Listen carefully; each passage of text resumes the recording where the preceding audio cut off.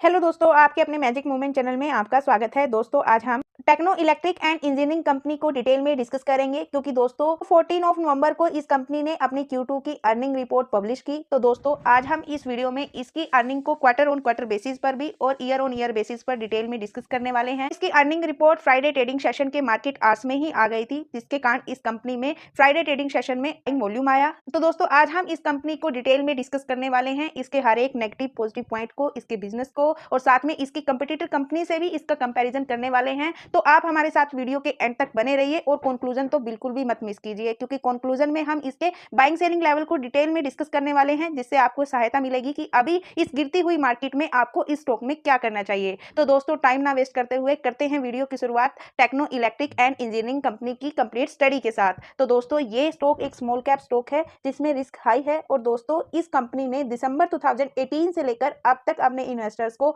455.30% के रिटर्न्स दिए। इस कंपनी के शेयर का लो प्राइस 117 रुपीज और ऑल टाइम हाई 1822 रुपीज। अभी कंपनी का स्टॉक 1444 रुपीज पर ट्रेड कर रहा है।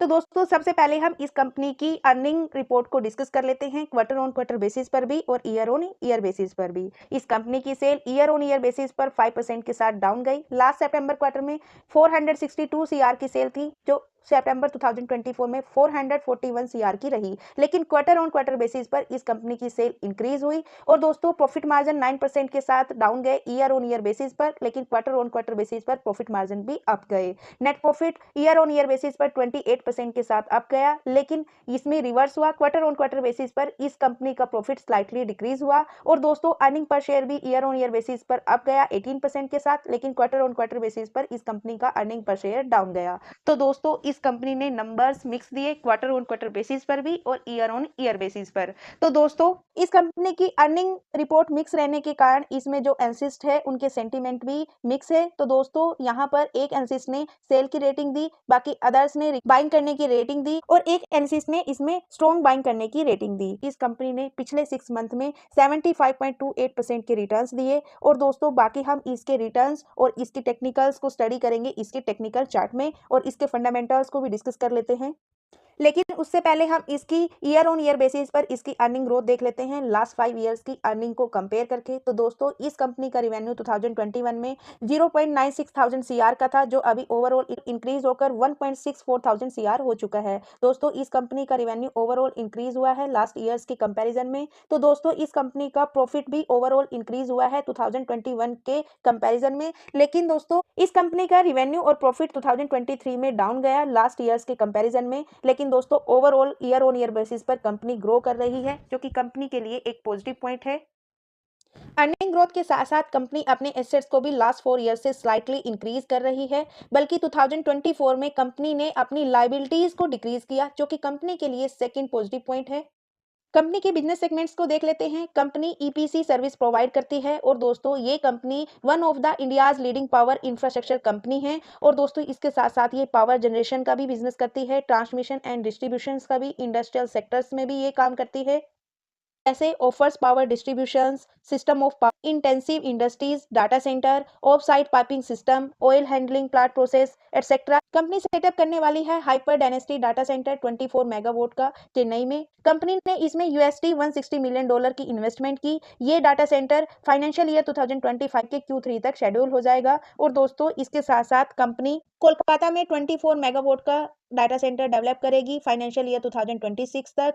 मुंबई और नोएडा में फाइनेंशियल ईयर 2026 से 28 तक डेवलप करेगी। और इसके अलावा भी इस कंपनी का प्लान नेक्स्ट 5 इयर्स में 102 सिटीज में डाटा सेंटर डेवलप करने का है। और दोस्तों, इसके साथ साथ ये के पास 3 AMI कॉन्ट्रैक्ट्स हैं 2148 सीआर के, और FGD के भी टेंडर्स है 1000 सीआर के, और कंपनी 500 एवरी ईयर्स का टारगेट है। और इनके साथ साथ कंपनी के पास टारगेट ऑर्डर अपॉर्चुनिटीज है 2000 से लेकर 2500 सीआर की ट्रांसमिशन सेगमेंट में और 1500 सीआर की स्मार्ट मीटर सेगमेंट में।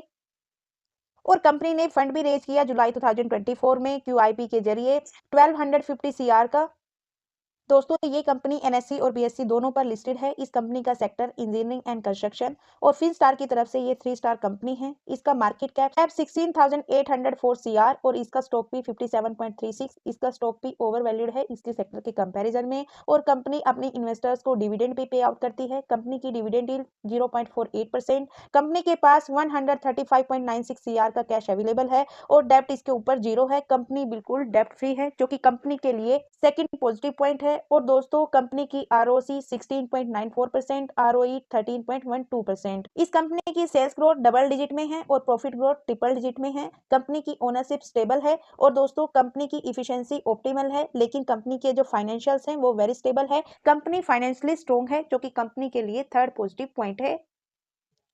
और दोस्तों अगर कंपनी के रिटर्न्स को डिस्कस करें तो दोस्तों इस कंपनी ने पिछले 5 इयर्स में 434.85% के रिटर्न्स दिए, लास्ट 3 इयर्स में 470% के, लास्ट 2 इयर्स में 403% के और लास्ट ईयर इस कंपनी ने अपने शेयर की वैल्यू को 2 गुना से भी ज्यादा किया, 140.72% के रिटर्न्स दिए। 6 मंथ में भी पॉजिटिव रिटर्न्स दिए 34.07% के। Last 3 month 1 month last week से इसका स्टॉक करेक्शन में है।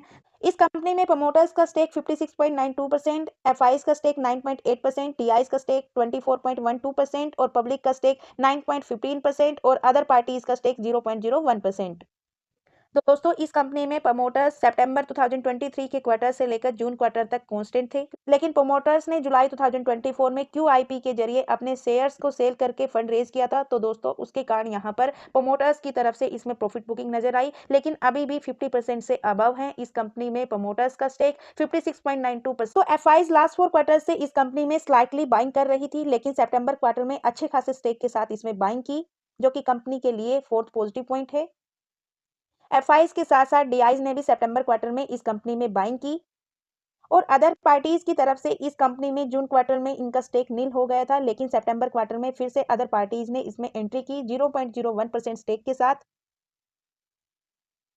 और दोस्तों अब यहाँ पर हम इसकी कंपटीटर कंपनीज के साथ इसका कंपैरिजन करेंगे जो जिनकी इंडस्ट्रियल कंस्ट्रक्शन एंड इंजीनियरिंग है। दोस्तों इसकी कंपटीटर कंपनीज एलएनटी यानी Larsen and Toubro, GMR infra और आईआरबी इंफ्रा। दोस्तों इनके कंपैरिजन में इस कंपनी की पी रेशो ओवर वैल्यूड है जो कि कंपनी के लिए एक नेगेटिव पॉइंट है। और अब हम इसकी 2 कंपटीटर कंपनीज के साथ इसकी परफॉर्मेंस और इसके रिटर्न्स को डिस्कस करेंगे। दोस्तों लार्सन एंड टुब्रो ने लास्ट 1 इयर्स में 19.93% के रिटर्न्स दिए, जीएमआर इंफ्रा ने 37.72% के रिटर्न्स दिए, जबकि टेक्नो इलेक्ट्रिकल ने 163.11% के रिटर्न्स दिए। इन दोनों कंपनीज की रिटर्न्स को बीट किया और अपने शेयर की वैल्यू को लगभग 2.5x किया। और शॉर्ट टर्म के साथ साथ लॉन्ग टर्म में भी नवंबर 2021 से लेकर अब तक के रिटर्न्स में भी टेक्नो इलेक्ट्रिकल्स के सबसे ज्यादा रिटर्न्स रहे 447.41% के। यहाँ पर आप इसकी परफॉर्मेंस भी देख सकते हो, एलएनटी के 84.72% के और जीएमआरआई इंफ्रा के 86.43% के। और दोस्तों अब हम डिस्कस करेंगे इसकी third competitor company IRB infra. और दोस्तों एक हमने ली है अनंत राज जो रियल एस्टेट की कंपनी है लेकिन डाटा सेंटर पर काम करती है। तो दोस्तों उसके साथ भी इसकी रिटर्न्स को कंपेयर करेंगे। हम यहाँ पर लॉन्ग टर्म के रिटर्न्स को डिस्कस करेंगे नवंबर 2021 से अब तक। अनंत राज ने सबसे ज्यादा रिटर्न्स दिए 1029.31% के और जबकि आईआरबी इंफ्रा ने 128.44% के सबसे कम रिटर्न्स दिए और टेक्नो इलेक्ट्रिकल ने 503.96% के रिटर्न्स दिए। और दोस्तों हमने इसकी competitor company IRB Infra, LNT और दोस्तों थर्ड कंपटीटर कंपनी जो रियल एस्टेट की कंपनी है साथ में डाटा सेंटर पर काम करती है अनंत राज लिमिटेड, इन तीनों कंपनीज के ऊपर कंप्लीट स्टडी की हुई है। इन तीनों कंपनीज की कंप्लीट स्टडी का लिंक आपको डिस्क्रिप्शन बॉक्स में इजीली मिल जाएगा और चाहो तो आप चैनल पर जाकर भी उनको स्टडी कर सकते हो और उसको इनके साथ अच्छे से कंपेयर कर सकते हो। और अगर लास्ट 1 ईयर्स के रिटर्न्स को भी डिस्कस करें आईआरबी इंफ्रा और अनंतराज के साथ तो दोस्तों अनंतराज ने 161.03% के रिटर्न्स दिए, लास्ट 1 ईयर में भी सबसे ज्यादा रिटर्न्स दिए। आईआरबी इंफ्रा ने 25.35% के रिटर्न्स दिए और टेक्नो इलेक्ट्रिकल ने 115.13% के रिटर्न्स दिए। तो दोस्तों इन सभी कंपनीज में सबसे ज्यादा रिटर्न्स रहे लॉन्ग टर्म और शॉर्ट टर्म में अनंतराज लिमिटेड के, लेकिन अगर इसी की सेक्टर की कंपनीज के साथ कंपेयर करें तो सबसे ज्यादा रिटर्न रहे टेक्नो इलेक्ट्रिकल के, शॉर्ट टर्म में भी और लॉन्ग टर्म में भी। तो दोस्तों अभी तक हमने इस कंपनी के फंडामेंटल्स और इसकी कंपटीटर कंपनीज और इसकी Q2 की अर्निंग रिपोर्ट को डिस्कस किया। दोस्तों मेरे ओपिनियन से इस कंपनी के फंडामेंटल्स वेरी स्ट्रॉन्ग हैं और दोस्तों आने वाले टाइम में ये और भी ज्यादा मल्टी बैगर रिटर्न्स दे सकती है, जैसे इसके फंडामेंटल्स और इसका बिजनेस है और इसकी ऑर्डर बुक है। तो दोस्तों अब यहाँ पर हम इसके टेक्निकल्स को स्टडी करेंगे और टेक्निकल्स क्या हिंट दे रहे हैं उसको भी जानने की कोशिश करेंगे। तो दोस्तों हम यहाँ पर सितंबर 2023 से लेकर अब तक के चार्ट को डिस्कस करते हैं। दोस्तों सितंबर 2023 में ये 593 के लेवल को टच करता है और इसी लेवल पर कंसोलिडेट करते हुए 2023 में ही इसको ब्रेक करता है और यहाँ इसको ब्रेक करने के बाद मार्च 2024 में फिर से इसको रिटेस्ट करता है और अपसाइड मूवमेंट्स के साथ ये ऑल टाइम हाई लगाता है 1444 रुपीज का। यहाँ से इसमें प्रॉफिट बुकिंग आती है, 15 to 20% का डिस्काउंट आता है, 1000 के आसपास ये डाउन जाता है, लेकिन यहाँ से तुरंत वी शेप रिकवरी करता है और अपने जो इसका रेजिस्टेंस था 144 का उसी पर ही कंसोलिडेट करता है और धीरे धीरे अपने स्पोर्ट्स को अपसाइड मूव करते हुए एक नया ऑल टाइम हाई लगाता है 1806 रुपीज का। यहीं पर कंसोलिडेट करता है इसी लेवल पर, लेकिन यहाँ से इसमें प्रॉफिट बुकिंग आती है अगस्त 2024 में और दोस्तों यहाँ पर ये डाउन ट्रेंड के साथ सपोर्ट बनाता है अपने लास्ट रेजिस्टेंस। यहाँ से फिर यू शेप रिकवरी करता है, फिर से अपने रेजिस्टेंस को टच करता है, लेकिन फिर से प्रॉफिट बुकिंग आती है, पुराने सपोर्ट को ही रिस्पेक्ट देता है, वहां से फिर यू शेप रिकवरी करता है, लेकिन हमारे मार्केट के सेंटीमेंट नेगेटिव हो जाते हैं और इसमें फिर से प्रॉफिट बुकिंग आ जाती है, गैप डाउन ओपनिंग होती है। लेकिन दोस्तों जैसे ही फ्राइडे ट्रेडिंग सेशन में इसके अर्निंग रिपोर्ट आई तो दोस्तों यहाँ पर मार्केट ने इसकी अर्निंग रिपोर्ट को पॉजिटिव रूप से देखा और इसके 1387 के सपोर्ट से ही इसमें बाइंग वॉल्यूम आया और लास्ट ट्रेडिंग सेशन के क्लोजिंग प्राइस के ऊपर इसने फ्राइडे ट्रेडिंग सेशन में क्लोजिंग दी। तो दोस्तों अब इसको इसकी अर्निंग का सपोर्ट है और दोस्तों इसमें जो अभी फर्स्ट सपोर्ट रहेगा वो 1387 रुपीज का रहेगा, रेजिस्टेंस इस कंपनी में 1806 रुपीज का रहेगा। दोस्तों इसके चार्ट के पैटर्न को देखते हुए, इसकी बिजनेस और इसकी ऑर्डर बुक को देखते हुए, इसके फंडामेंटल्स को देखते हुए, इसमें हम जो शॉर्ट टर्म के लिए नेक्स्ट टारगेट कंसीडर करेंगे 1650 रुपीज के करेंगे, क्योंकि दोस्तों हमारे मार्केट के सेंटीमेंट कंटिन्यू नेगेटिव बन रहे हैं। तो दोस्तों इसको आप जाने के लिए मार्केट के पॉजिटिव सेंटीमेंट का भी सपोर्ट चाहिए, क्योंकि दोस्तों पूर्ण रूप से इस कंपनी की जो अर्निंग रिपोर्ट है वो पॉजिटिव नहीं है और दोस्तों लॉन्ग टर्म में हम इस कंपनी में 4000 के टारगेट्स को भी कंसीडर कर सकते हैं इसकी ऑर्डर बुक और इसके बिजनेस को देखते हुए। तो दोस्तों बात करें इसमें बाइंग सेलिंग लेवल की, दोस्तों हमने इस कंपनी का बिजनेस फील्ड डिस्कस किया, बेसिक फंडामेंटल्स डिस्कस किए, टेक्निकल चार्ट को स्टडी किया, शेयर होल्डिंग पैटर्न चेक किया। कंक्लूजन दोस्तों अगर कोई इस कंपनी में इंटरेस्टेड है, फ्रेश बाइंग करना चाहता है या फिर एड ऑन करना चाहता है, तो दोस्तों मेरे ओपिनियन से आप इस कंपनी में 1387 के सपोर्ट से लेकर 1450 रुपीज के बीच में कहीं भी बाइंग कर सकते हो। एड ऑन करना चाहते हो तो दोस्तों एड ऑन कर सकते हो, लेकिन इस गिरती हुई मार्केट में आप एसआईपी के जैसे ही इन्वेस्टमेंट कीजिए स्मॉल अमाउंट में।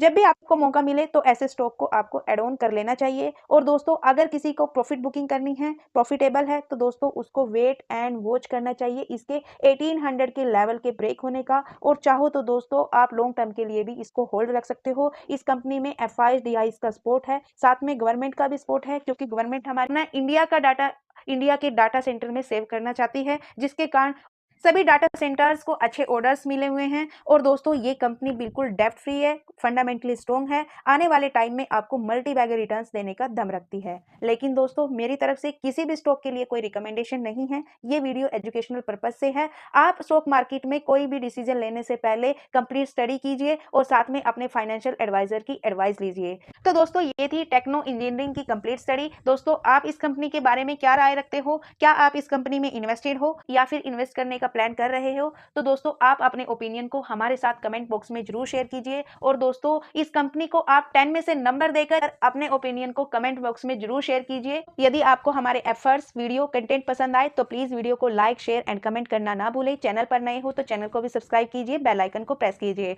और दोस्तों यदि वीडियो में कुछ कमी नजर आए तो प्लीज उसका भी फीडबैक दीजिए, ताकि हम आपको और अच्छा कंटेंट प्रोवाइड करा सके। दोस्तों अभी तक हमारे साथ बने रहने के लिए बहुत बहुत धन्यवाद। दोस्तों मिलते हैं नेक्स्ट वीडियो में, तब तक के लिए बाय बाय। लाइक कर दो।